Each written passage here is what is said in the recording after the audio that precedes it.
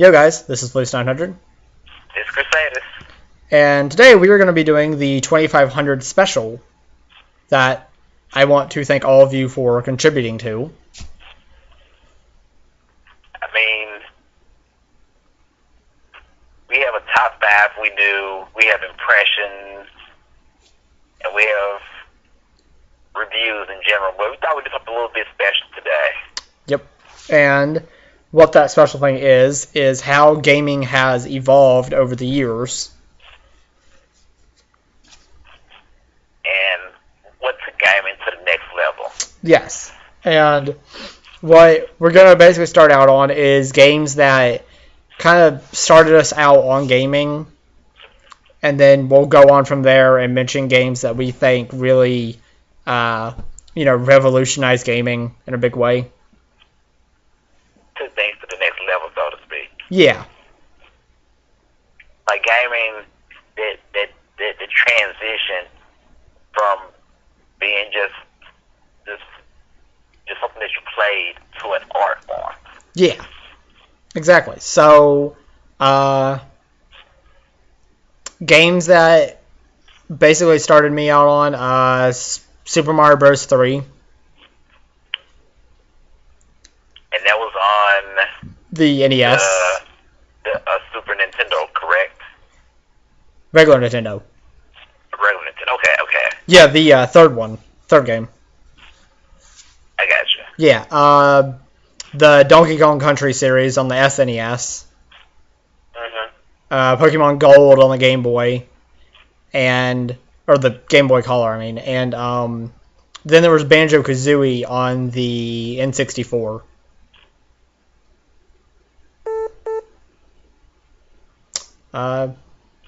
Yeah, I guess I really don't have a lot to say about them. Just, each one of them was something that really struck me whenever I was, as a child, and it stuck with me and kind of, how do I say it? It developed that gaming need in my life, I guess.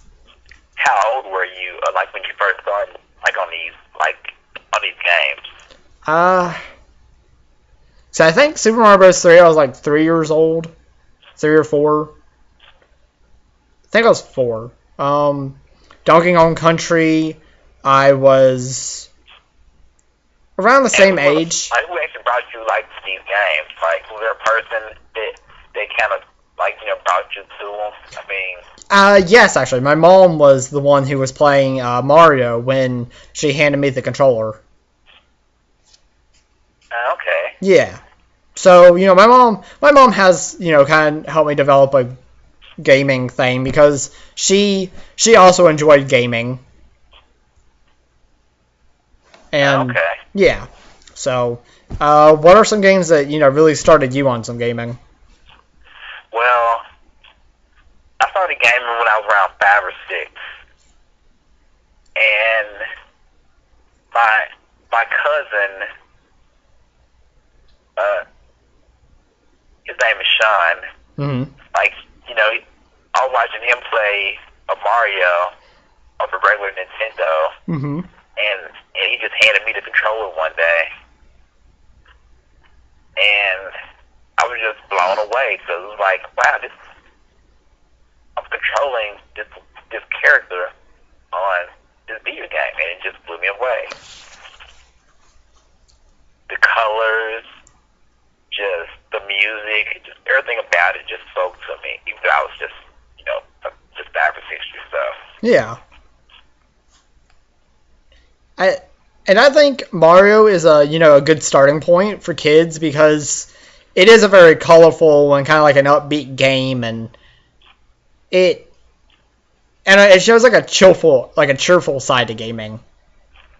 Yeah, I mean, it's something that if I ever had a child, it was something that I would probably start them out on.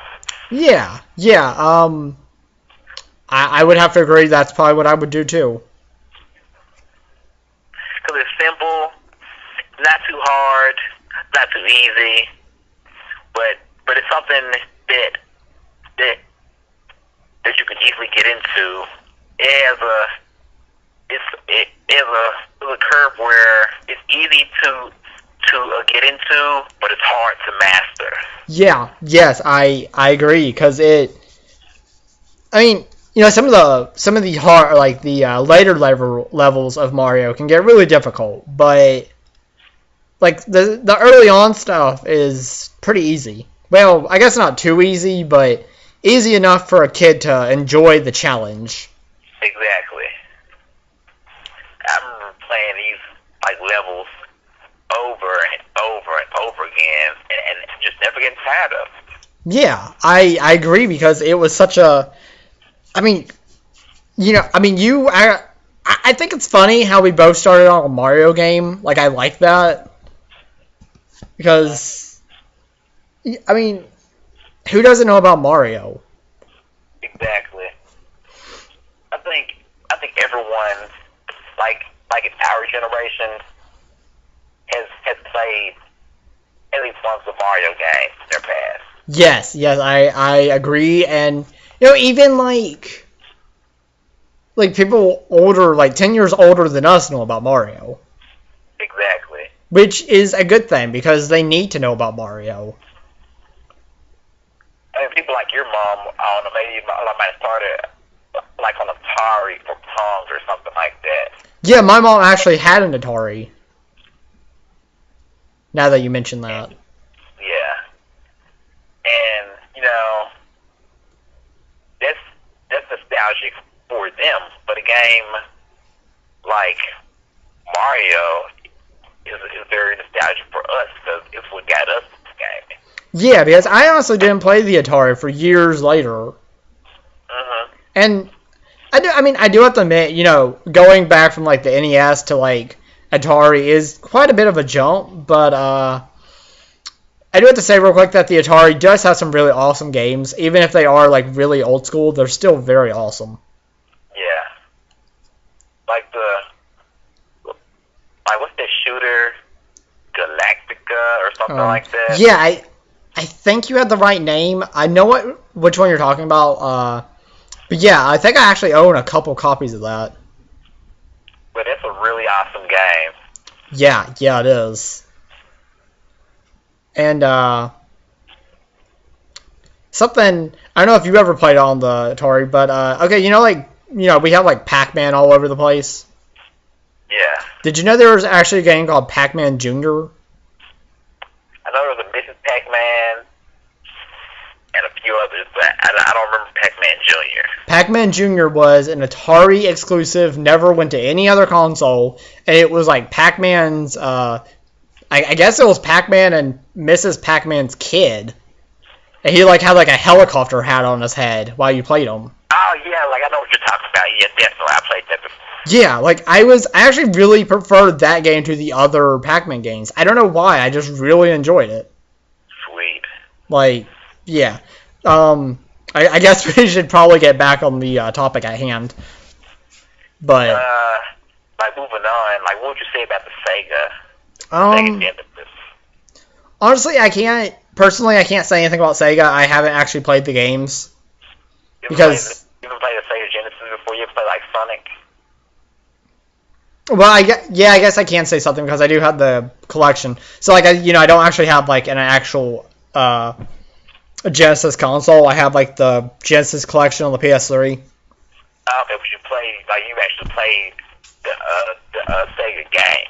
Yeah, I did. Like I played Sonic, everyone's played Sonic at some point, I'm sure. And Vectrix, whatever it was called. That one may be a little bit unknown.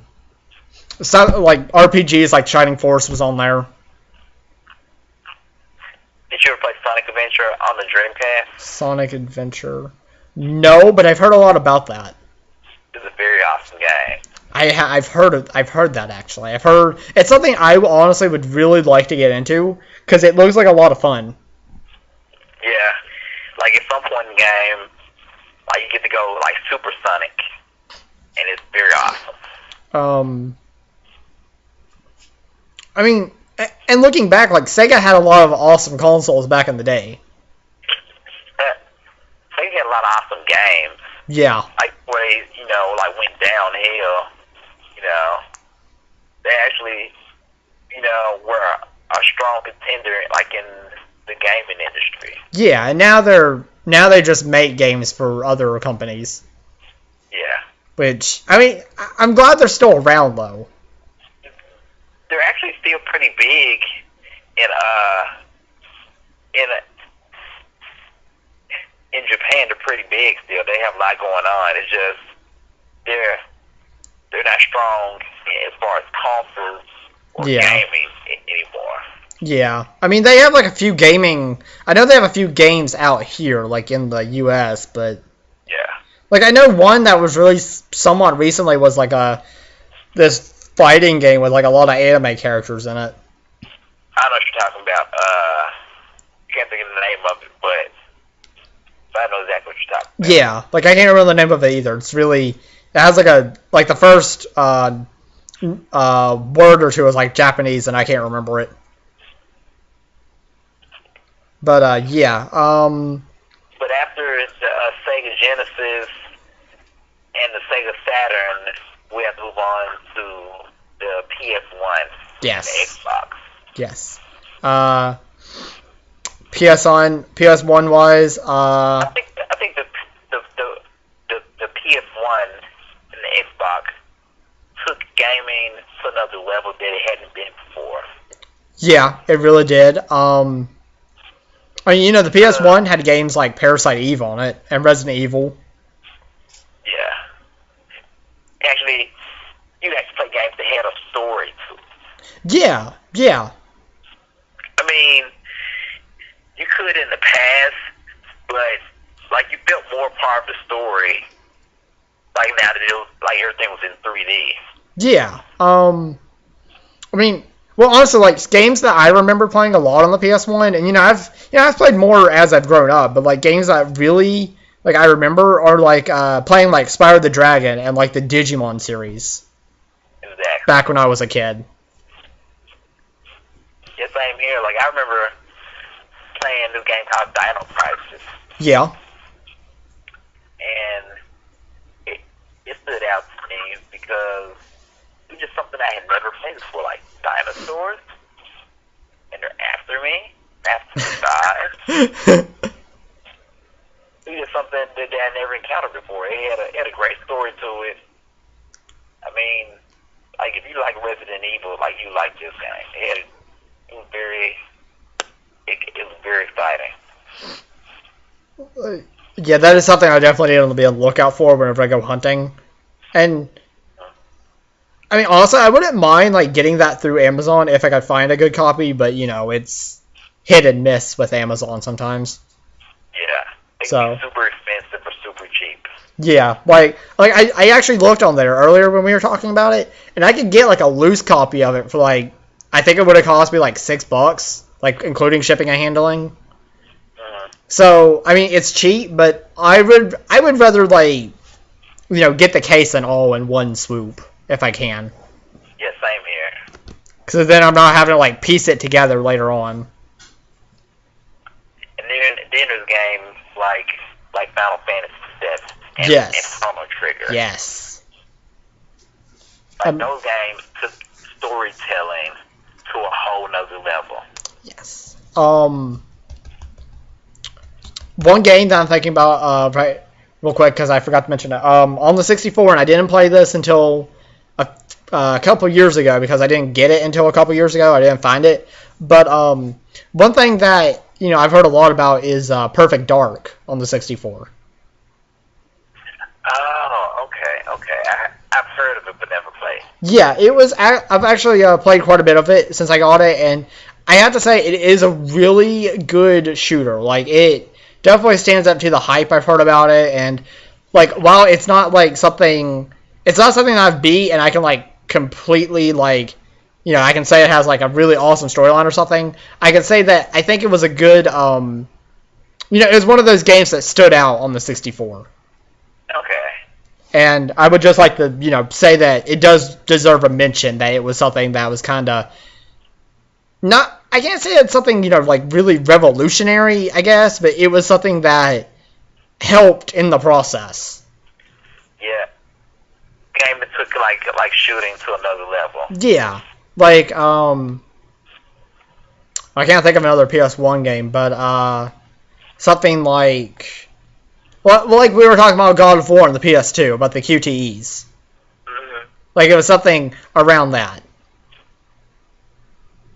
Yeah. But the yeah. games that hit QTEs was something that was just getting started. Yeah. And to make you feel more part of the game, because with the PS1 and Xbox, you started getting fleshed out cutscenes where you saw more of the story. I mean, you had cutscenes in other games, but it was just all dialogue.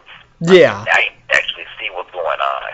Yeah, like Xbox and PS2 really changed that up with cutscenes and like Those were beautiful.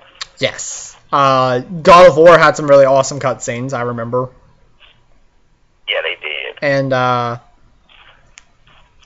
the PS2, like Final Fantasy X, Jack and Dexter. I mean, like these games were awesome. oh yeah. Jack and Dexter, it's a platforming to another level. Platforming was something that was just getting started, but Jack and Dexter perfected it. Yeah, like I mean, before Jack and Dexter, you wouldn't have games like Tomb Raider, like the rebooted version of games like Jack and Dexter. yeah, I agree. Cause see, before Jack and Dexter, all we really had platforming wise was more like Mario games. Yeah, exactly. But I mean, I don't know, like there's a difference between like Mario and Jack and Dexter. Exactly. But yeah, and then of course we had like Ratchet and Clank, and Kingdom Hearts really kind of turned the tables too, because it took like a lot of like beloved Disney franchises and made them into like one big video game that was actually a good video game. Yeah. There have been Disney games before, but none of them really just stood out. No, like a lot of Disney games just really kind of sucked. Yeah. The Lion King game on Sega was so-so. It wasn't a horrible game, but it wasn't that great either. Yeah, I do have to agree with that. Well, I had the 60 or the SNES and the Game Boy version, but it wasn't actually that bad of a game. Yeah. And Aladdin. I don't know if you ever played Aladdin, but that was pretty good too. Played it. Yeah, Aladdin was pretty good. I mean, it wasn't like top-notch stuff, but it was a lot better than some of the other stuff I'd played from Disney. Exactly. And like now we're coming to closer to the generation that probably like a lot of gamers, like young gamers, have probably played, and that's the PS3 and the Xbox 360. Yes. Like those made games almost like movies. Yes. Something like Did you play Ratchet and Clank Tools of Destruction? No, I didn't. Oh no, it was honestly it looked like a really amped up PS2 game in a way, but some of the cutscenes it was just a really good game. It was a turning point for, I guess not really a turning point, but it really upped the arsenal on Ratchet and Clank games. Wow. So I mean, it was a good point for Ratchet and Clank, and what was one other game? Resistance was really good too. The first time I played Uncharted was on the PS3, and to me it was like I was playing an Indiana Jones movie, but on a game. It was that good. And I don't have any personal experience with the Uncharted series except for a little bit of Uncharted 2, and what I did play of Uncharted 2, it was really good. Mm-hmm. So I can say that the games do look really promising for what I did play. Yeah, they're top notch when it comes to storytelling. Yeah. And let's see. What's another? Of course, we did a Tomb Yeah. It did storytelling beautifully. It was a very cinematic game. It was, and it was something that, I mean, see, that was done in 2013. Like, that wasn't even something you could have seen in 2010, honestly, I don't think. You're exactly right. Just, they took gaming to a whole other level with the PS3 and Xbox 360. Yeah, they did. Like, what are some games on the Xbox 360 that you've enjoyed? And that you think took like gaming to another level? Well, honestly, I can't say a whole lot because I'm not, I'm not really that big of an Xbox fan.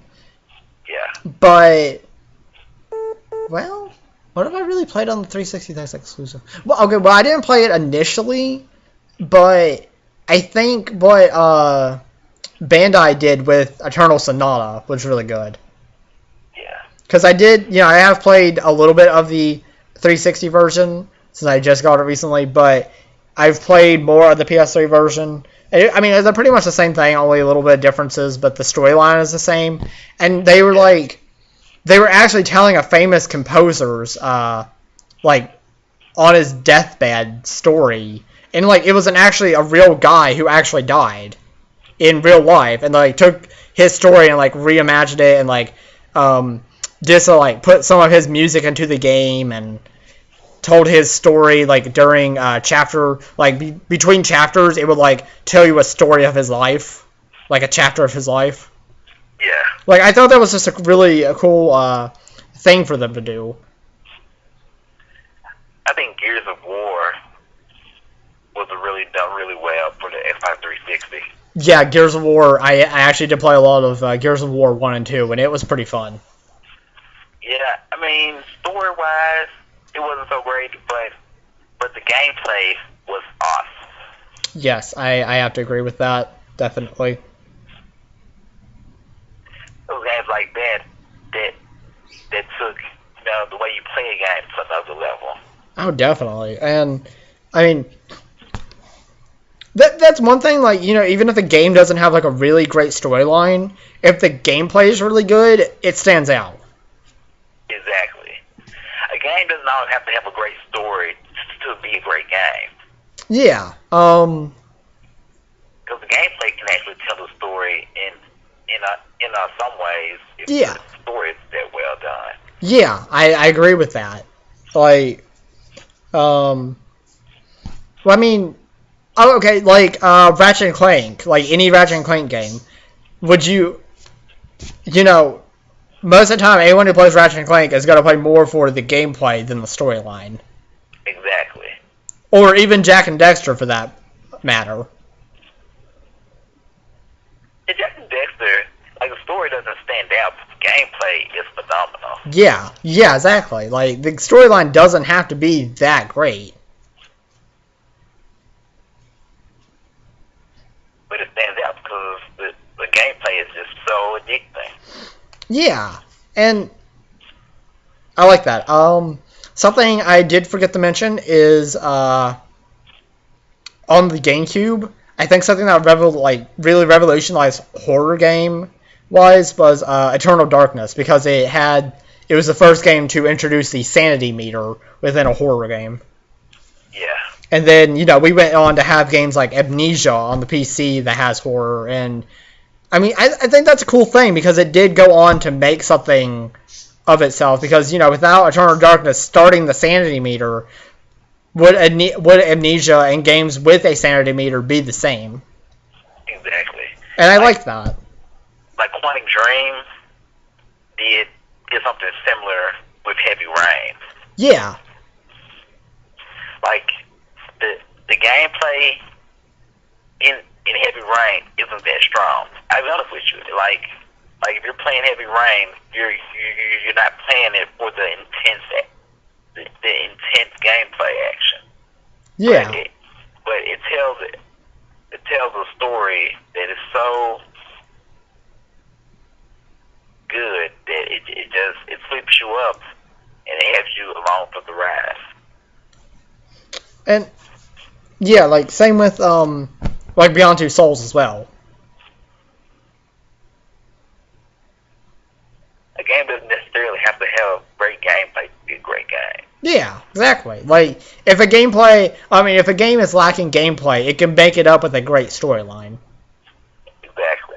And vice versa, if it's lacking storyline, it can make it up with great gameplay. Exactly. Like it just depends on how they're telling the story. Yeah.